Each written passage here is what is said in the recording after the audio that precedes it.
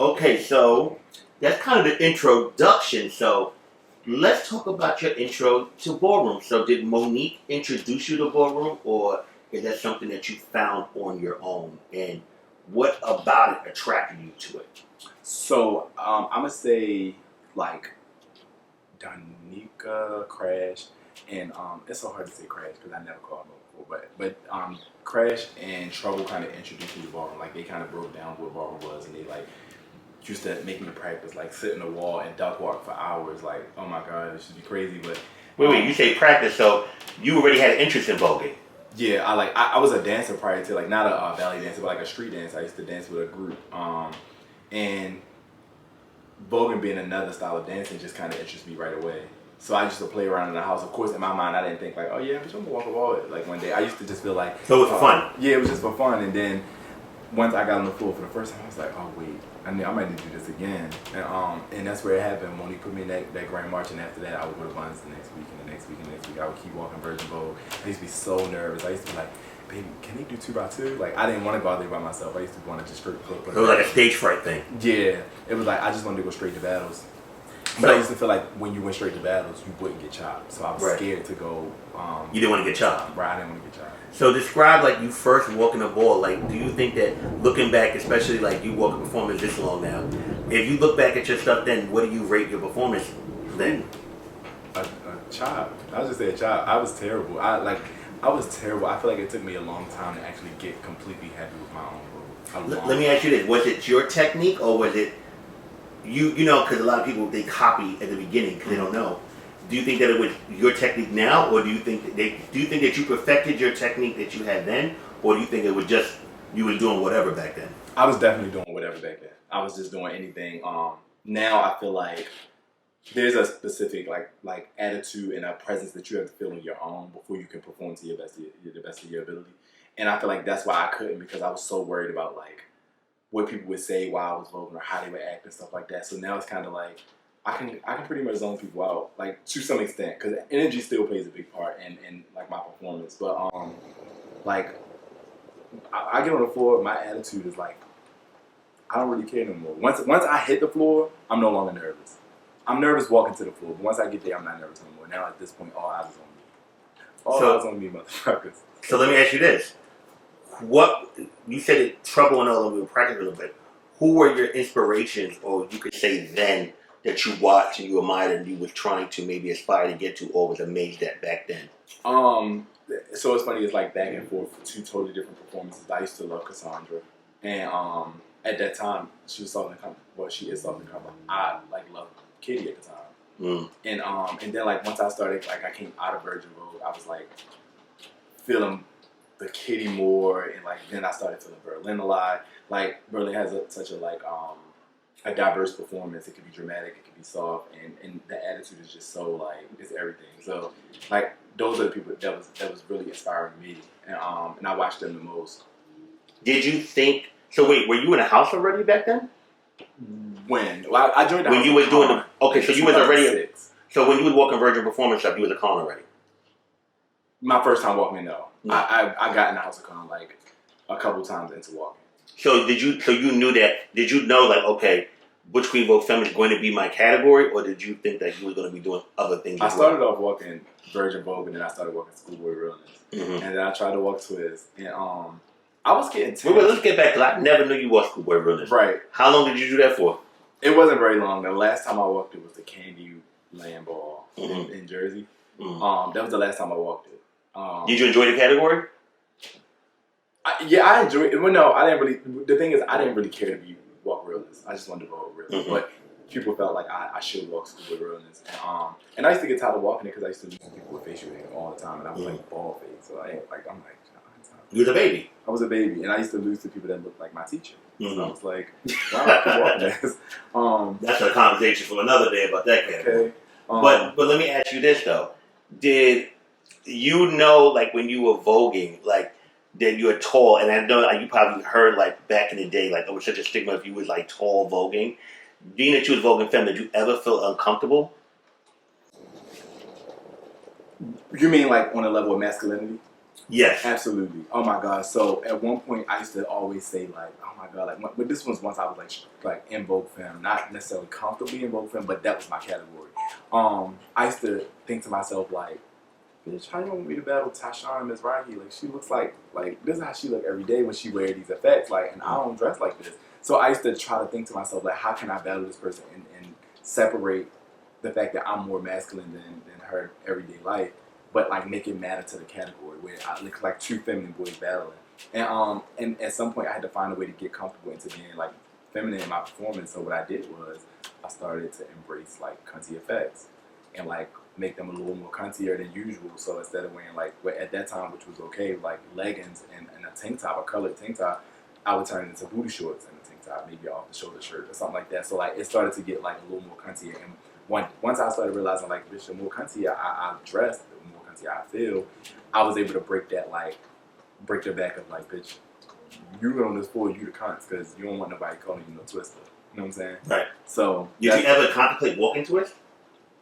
I'm not really. I just didn't want to walk realness. Like, cause I was young, I was like, bitch, I don't want to walk in realness. I just want to Vogue. So I wasn't really like too worried about it because at that time, ballroom categories was so much simpler. It was with a book bag and a notebook. Literally, that's what they would call for school with realness. So it wasn't never nothing I couldn't do. I was coming to every ball in a book bag anyway. Just at that time, I had like a bag full of stuff, maybe like some socks and some underwear because it was just so normal to stay over somebody's house and stuff like that. So I always had a bag anyway, a book bag. So it wasn't nothing major for me to try to go ahead and walk twist. But once Kelly chopped me at that ball, I said I'm not walking. Was that your initial first ever time being chopped? That was the last time I was chopping that category.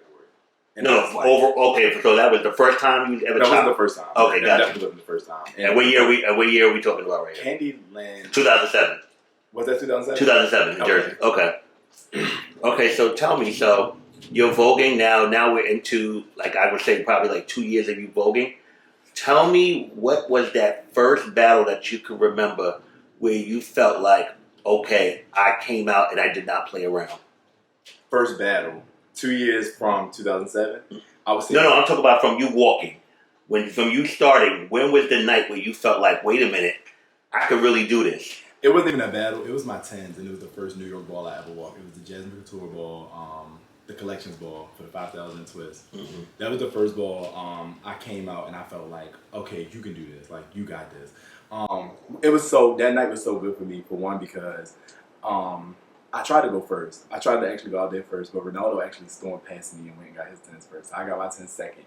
And at the time, I was in the House of Con for like a couple months, maybe like even like close to a year. And Charles did not see my performance. That night, he came to me and was like, "Lil Queen, you made me know." And I felt so good about that. Why do you think Charles didn't see? Why do you think he gave a hard time at first? Because I didn't really have it. I didn't really have it, but I had to make the mother of Baltimore know it enough for her to put me in the house. And then the overall father didn't see it. And in most cases where people feel like, if you don't see it, I'm not coming. It's like, if you want to be there, you do what you got to do to make that person see it. And that's what I did. I wanted to be a con. And I did what I had to do to make Charles see it. And I still didn't even have it completely down packed. But that night was the night I think that he realized the same thing I realized. Like, you actually can do this if you want to. You just got to kind of put your mind to it. Keep practicing. So that first few years of you walking, what was your goal when you was walking? Because for those that do know and maybe don't know, you was definitely one of the traveling ones. So how did you feel? Like, what made you when did you start really venturing out traveling everywhere?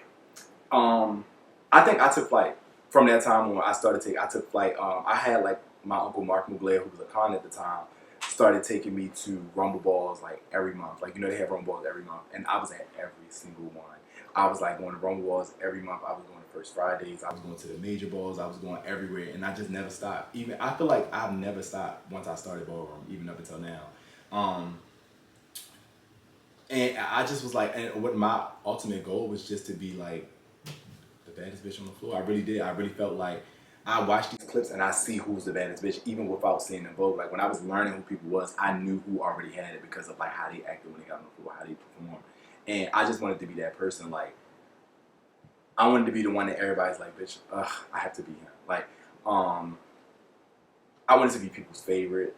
I just wanted to be the hottest thing. Like, and that's why I just kept going, because I like to vogue. I still to this day like to vogue. And I vogue every day. every single day. Like I went to my friend's house and we vogue every day. Or like if any chance I had, we had this place called Project Olympus in Baltimore. I would go there and I would vogue. I would go to Buns and I would vogue before the ball start, and then when the ball started, I was out there. So like I vogued every single day, and my ultimate goal was just to be the king. Like, you know what I'm saying? So, tell me this, King. When you was walking at that time, who was your rivalries at the time? Like, who was the one that you knew that once y'all got on the floor, y'all was going to get busy? Tell me some of the people. This question always kills me. So I don't feel like I ever had a rival, only because I felt like nobody was as consistent as I was.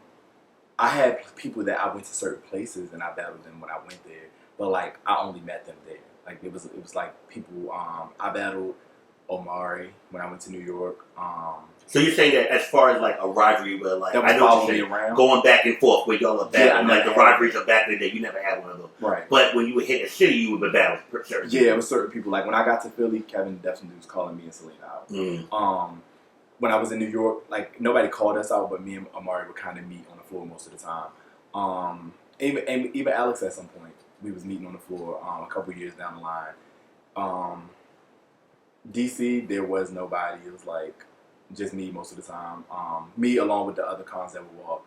But I never had a rival that was consistent where like I was in Philly, they was in Philly. I'm like, hey, this bitch go. Because you know, it's like you said, back and forth. Mm-hmm. I never had that once. Did you ever want that? I did. I think that I would like genuinely love that. I think it's kind of draining for people that's dealing with it, but it's like dope because it's like that one person will keep you going. Like that's that one person you like, but this battle can go anyway. So Well, I think you probably heard, of course, you heard stories for being out that rivalry, especially tonight. That's what made Ballroom them rivalries because that's what made people want to come and see. Like they knew if so and so, if Ashley and Sonata it's going to be hot. exactly. If Danielle and I take it's going to be fire. And I think that even like with Eugene, like Little Kevin, when them days.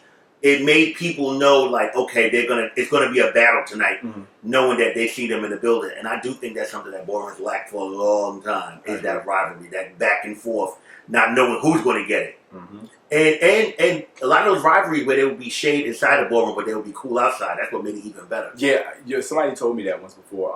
The Vogue fan told me before. The problem with y'all this was about 7 years ago. He was like, the problem with y'all newer Vogue fans is that y'all too friendly. Like, y'all don't know how to be, like, how to bring the heat to the floor. Like, y'all want to hug before y'all battle. Y'all want to hug during the battle and after the battle. And it's like, that's where I was kind of like, you know what, he's right. Like, when you hug a person before a battle, it kind of brings your momentum of, like, get this bitch down. Compared to when you feel that fire in you. Right. So, like, where people think that I'm just, oh, so shady, like, I'm just an asshole. It's like, no, I'm not an asshole. I just like the heat of shade in a battle. Like, so bring the heat. Like, so if somebody beat me and they reach for a hug and I slide past them, it's not because I hate them. It's because, nah, bitch, it's something that's stuck and I want to see you for next time we can get a chance to. You know what I'm saying? So, like, I think people mistake that a lot. It's not me being a sore loser or nothing. I feel like a sore loser is one of those people that, like, not only do they not hug, but they, like, addressing the judges and they rolling their eyes and they, like, pissed off, pretty nearly ready to leave the ball. I'm not one of those people. It's just like, no hugs, but, like, it's up. Like, I'll see you. You know what I'm saying? And, but so I agree with that. So, like I said, that's why I like enforce the no hugs thing because I believe in shade and Ballroom. I love it. Who's someone that you've always enjoyed battling? I like battling Alex. Okay, so you love looking at. I never know what to expect, and that's my favorite part about the battling Alex. Oh, so you basically going in and not know what the battle is going to end and how it's going to be. Yeah, I don't know because like I feel like Alex can be like extremely on, which would catch me off guard, and I feel like Alex has those days where he might not do as much as I think he's going to do, and still can do good enough. You know what I'm saying? So like. Alex keeps me like when it's time to battle. Alex is like, okay, bitch, now get to it. Don't go out here and lollygag. So I've always liked to battle him for that reason. Who is someone that you never battled but you always wanted to battle? Pony. I told you that before. Yeah. Why is that though? Because Pony is like he was the king of dramatics in his time. Like I think we have two totally different dramatic performances, but he's like the person before like my generation, before two of my generations actually, like 2 generations before me, and I just feel like he understands. Like I've never even really heard Pony talk too much, but listening, like looking at him when I watch him, I feel like he understands what it is to be a Vogue fan performer on the floor. He's like he has shade, he smiles at you, but it's like, bitch, I'm only smiling because I'm in the moment, but not because I really want to. Like he's like precise. He has attitude, he has energy, he has stage presence, and I just feel like people like that is going to bring it out of me more than what I've ever. And I feel like Pony still to this day probably could bring it out of me more than I've ever had it brought out. And I've had some nice battles with it brought out of me, but that I just feel like that would be a different